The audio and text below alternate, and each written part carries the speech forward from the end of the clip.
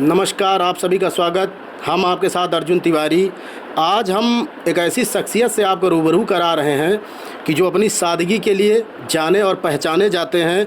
वो मासूम सा लड़का सरई गोदौली का आज पूरे ब्लॉक गोसाईगंज का प्रमुख है और कहीं ना कहीं धरातल के ऊपर कार्य किए हैं। तो आइए जानते हैं प्रमुख जी से, उन्हीं से आपको इन बातों को पता चलेगा कि कितना विकास अभी तक हो पाया है। हमारे चैनल में आपका प्रमुख जी हार्दिक स्वागत, अभिनंदन है। धन्यवाद धन्यवाद। हमारा जो उद्देश्य था आपसे रूबरू होने का, ये मुख्य कारण यही था कि जैसे अभी विकास चल रहा है तो 76 ग्राम पंचायतें आपके ब्लॉक में हैं, तो कितनी ग्राम पंचायतों में कितना विकास पहुंचा है? बजट के अनुसार जितनी भी प्रस्ताव आए हैं, ज़रूरत के हिसाब से जो प्रस्ताव जरूरी थे, उन सभी 76 ग्राम पंचायतों में से जो भी जरूरी प्रस्ताव आए उन पे काम किया गया है। आगे भी कार्य योजना बनाकर प्रस्ताव में शामिल करके जो जरूरी काम है उनको लेकर उन पे विकास कार्य करवाने का काम किया जा रहा है। तो जैसा अभी आज से कुछ नए संशोधन जो कानून हुए हैं, आप एडवोकेट भी हैं, अध्यक्ष भी हैं, तो उस पर क्या संदेश देना चाहेंगे? जो संशोधन हुआ है कानून का में संशोधन हुए हैं संविधान के अनुसार, तो उसमें समय समय पर जो ज़रूरत के हिसाब से संशोधन करने की ज़रूरत थी, जिसको आज संशोधन करके जन उपयोगी और जिससे जनता को हमारी फ़ायदा मिले, कानून का सही लाभ मिले, इस सोच और उद्देश्य के साथ संशोधन किया गया, जिसका हम सभी स्वागत करते हैं। जी। तो जैसे ग्राम पंचायत में प्रमुख जी जल कल की जो योजना है उसको धरातल पे उतारने के लिए, देखिए आप ब्लॉक प्रमुख हैं, आपके जो अधीन है वो 76 ग्राम पंचायतें हैं, तो किन किन ग्राम पंचायतें इन चीज़ों से अभी वंचित हैं या हर ग्राम पंचायत में ये जल कल की योजना पहुंच गई? जो जल जीवन मिशन के अंतर्गत प्रत्येक घर को मुफ्त में नल देकर स्वच्छ जल देने का काम हमारी सरकार कर रही है, उसमें से ज़्यादातर ग्राम पंचायतों में पानी की आपूर्ति शुरू हो गई है।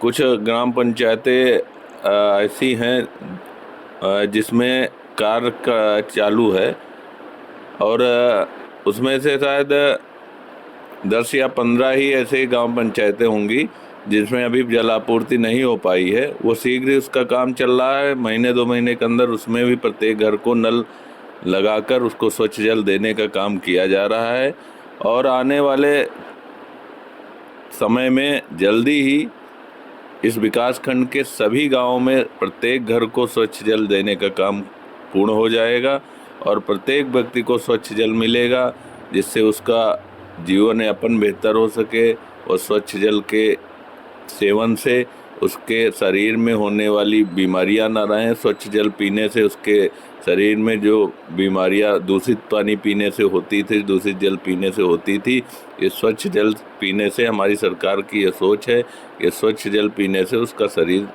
सही रहे, किसी भी बीमारी से उसको बचाया जा सके, उसके शरीर में कोई पानी से होने वाली दूषित पानी से होने वाली बीमारी को रोका जा सके। इसी उद्देश्य के साथ हमारी सरकार प्रत्येक व्यक्ति को स्वच्छ जल पीने के लिए प्रत्येक घर में एक नल जल जीवन मिशन के माध्यम से लगाने का काम कर रही है। लगभग विकासखंड के सभी गांवों में काम पूरा हो चुका है। जहां थोड़ा बहुत कमी है, कोई दिक्कतें आई हैं, वहां पे काम चालू है। शीघ्र ही उन सभी गांवों में कार्य पूर्ण हो जाएगा। आने वाले कुछ ही समय में हम संपूर्ण गाँव को स्वच्छ जल देने का काम करेंगे। जी। तो प्रमुख जी, आपकी सादगी ही कहें या आपके साथ में पढ़ने वाला फीडबैक, मैं कहीं गया था तो वहाँ पे मेरी मुलाकात हुई, तो उन्होंने कहा कि हम साथ में पढ़ते थे प्रमुख जी के, लेकिन अभी भी वो शायद अपने रास्ते से वंचित हैं, क्योंकि गांव में रास्ता होना बहुत महत्वपूर्ण है। बिजली और रास्ता, ये 2 चीज़ें जो ऐसी मूलभूत की हैं जिनको आवश्यकता है। तो आपकी सादगी है, ऐसी कौन सी बूटी आपके पास है कि आपका विरोध कहीं देखने को नहीं मिलता है? नहीं, जो जनून मामले होते हैं, जो जनता के हित में काम होते हैं, उन पे काम किया जाता है। कहीं 2 पक्षों में या किसी बीच में अगर कोई विवाद की स्थिति है, अगर दोनों अपने लोग हैं, तो कोशिश की जाती है कि उनको बुला के समझा के किसी भी विवाद का रास्ता निकालने का काम किया जाए। बाकी विकास के मामले में किसी भी स्तर पे कोई समझौता नहीं है। विकास किसी भी स्तर का हो, किसी भी गांव का हो, उसमें किसी भी बिना किसी के भेदभाव के विकास काम कराने का काम किया जाता है। और ये कोशिश रहती है कि कहीं विरोधाभास हो तो उसको मिल बैठ के बातचीत के माध्यम से सुलझाने का काम किया जाए, वो सार्थक रहता है, उससे हम लोगों को फ़ायदा मिलता है। ऐसी सोच है। ऐसी प्रमुख जी, अभी आप देखेंगे कि स्कूल आज से खुल गए हैं। ब्लॉक के सामने की जो स्थिति है उसमें लापरवाही पीडब्ल्यूडी विभाग की जो जनप्रतिनिधि हैं, चाहे वो विधायक हों चाहे सांसद हों, आपने देखा ही है, तो उस पर आप क्या कहना चाहेंगे? मेरे द्वारा जो जल भराव विकास खंड के सामने हो रहा है, मेरे द्वारा कई बार उसमें व्यक्तिगत खर्चे पे कंक्रीट डलवाकर, ईंटें डलवाकर उसको ठीक कराने का काम विगत 2 वर्षों से किया गया है।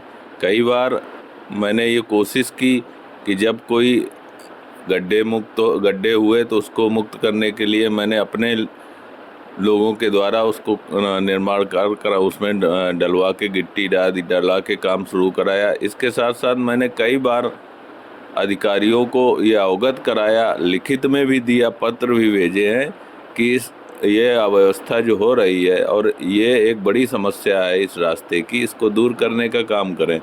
अधिकारियों को द्वारा उदासीनता दिखाई गई। पीडब्ल्यूडी के अधिकारी कई बार दिशा की बैठक में मेरे द्वारा 4 बार कम से कम ये प्रश्न उठाए गए और लिखित में ये उस बैठक में ये प्रश्न दिया गया, उस बैठक में ये शामिल किया गया और उन्होंने ये कहा, लिखित में दिया कि इसको शीघ्र ही हम निर्माण कार्य करा के ये समस्या का निदान करेंगे।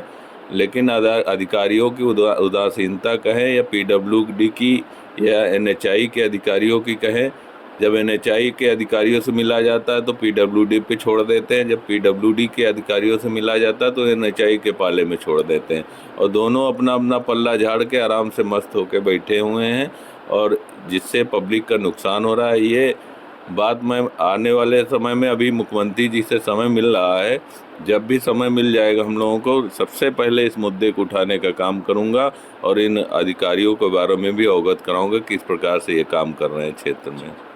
प्रमुख जी, जैसा चाहे वो सांसदी का चुनाव हो चाहे विधायकी का चुनाव हो, आपका रोल शायद भाजपा ने इतिहास मोहनलालगंज में विधायक के रूप में रचा, उसमें आपका सहयोग रहा, लेकिन धरातल पर अब ये चुनाव जो हुए उसमें आप सांसद कौशल किशोर जी को हार का सामना करना पड़ा। कहाँ पे चूक हुई, क्या कहेंगे? उसमें जो अभी लोकसभा का चुनाव हमारा हुआ 2024 का, जिसमें लोगों को गुमराह किया गया संविधान के मुद्दे पर, आरक्षण के मामलों में सरकार के सही नीतियों को गुमराह करके जनता के बीच में रखा गया। संविधान को बताया गया कि संविधान ख़त्म करने का काम कर रही है हमारी सरकार। ऐसी सरकार की कोई सोच नहीं है, न ऐसी कोई योजना है सरकार की। संविधान से कोई छेड़छाड़ नहीं, संविधान सर्वोपरि है। सरकार के सभी व्यक्ति संविधान को मानने वाले हैं। संविधान था, संविधान है और संविधान रहेगा।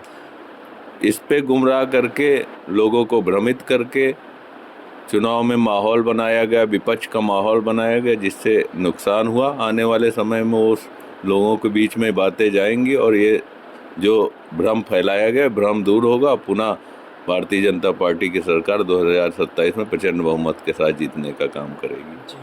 हमारे साथ में विनय वर्मा डिम्पल जी। एक नाम भी बड़ा प्यारा है कि जब आप पीछे एक टैगलाइन का नाम चलता है तो बहुत अच्छा रहता, अपनी सादगी के लिए जाने जाते हैं। Arjun Tiwari, new 30 days.